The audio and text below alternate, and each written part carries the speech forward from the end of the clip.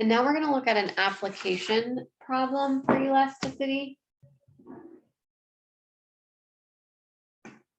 So it says currently 1,800 people ride a commuter train each day and pay $4 a ticket. The number of people X demand willing to ride the train at price P is X equals 600 times the quantity 5 minus the square root of P. Okay, so this is my demand function now. The railroad would like to increase its revenue. Should the price of the ticket be raised or lowered?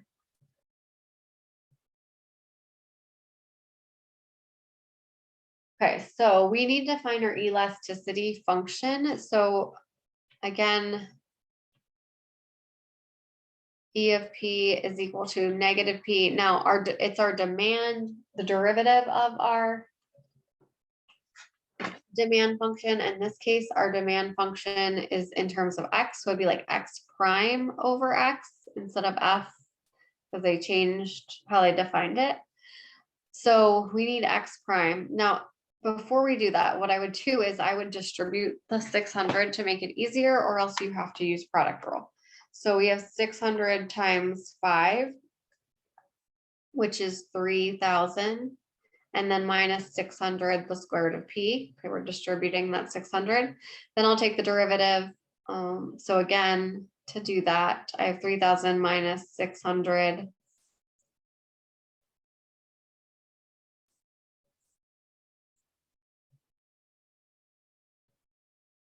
P to the 1/2. So derivative of 3,000 is 0. I get negative 600 times 1/2, which is negative 300 P, and then 1/2 minus 1 is to the negative 1/2. Okay, so I have negative P times negative 300 P to the negative 1/2 all over this function. I'm gonna, I guess I'll leave it factored form, 600 times 5 minus the square root of P. Okay, so when I multiply these, I get a negative times a negative, so it's positive 300, and then negative P times P to the negative 1/2. This is P to the first, so we add the exponents, so 1 plus negative 1/2 is P to the 1/2 over 605 minus the square root of P. Okay, and since the 600 is factored out and multiplied by both of these, we could simplify this if we want. So 300 divided by 600 gives me 2 in the denominator, and then we have 5 minus the square root of P over the square root of P, because P to the 1/2 square root of P. Again, you cannot cancel these anytime you have multiple terms in the denominator. By adding or subtracting, you cannot cancel anything.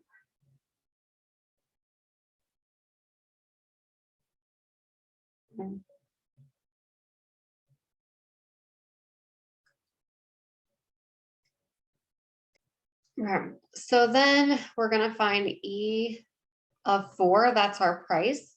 So we have the square root of 4 times 2, 5 minus the square root of 4. So that gives us 2 over 2, 5 minus 2. So it's 2 over 2 times 3. So it's 2, 6, which is 1/3. And so now we again compare it to 1, and it's less than 1. So it's like inelastic, which again means increasing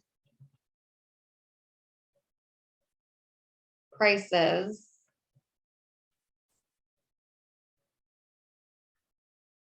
results in revenue increasing. So in this case,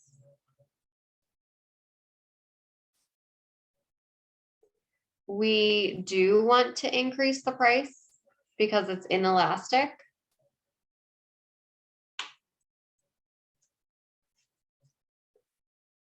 So the question was, the railroad would like to increase, should the price of the ticket be raised or lowered? The price of the ticket should be raised since revenue will increase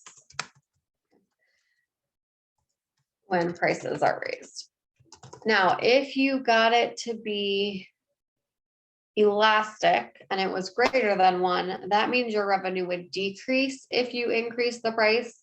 So you actually would want to lower the price in order to increase your revenue. And so that's an application of elasticity of demand. There are a few more problems in the packet that you can do to practice it.